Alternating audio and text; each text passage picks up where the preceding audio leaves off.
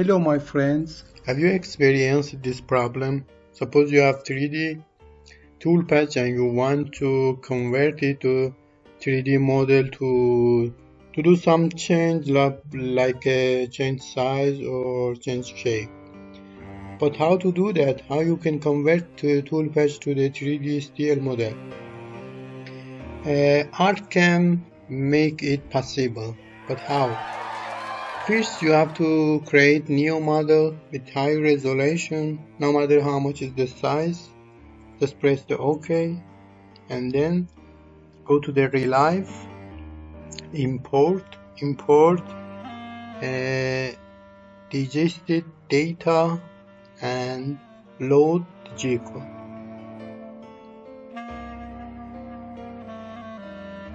Select G-code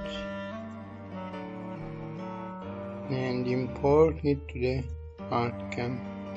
Press the reduce of tool prop 1 mm is OK, and then press the create relive and wait for ArtCam to convert this toolpath to the relive. I'm gonna pause the video. Okay, it's finished. The 3D model is ready, but there was some problem. You have to solve this problem, then move tool problem. But first you have to save the 3D model. Save here, relive, and then open the model. Open what you saved. Okay, no need to save. Open new model and solve this problem. How to solve this problem? How to delete these extra lines? Create boundary. Select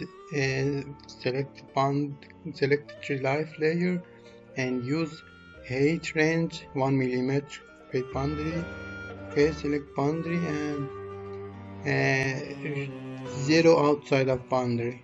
Okay, now your model is ready and you can convert to the steel. Create and save it 3D steel.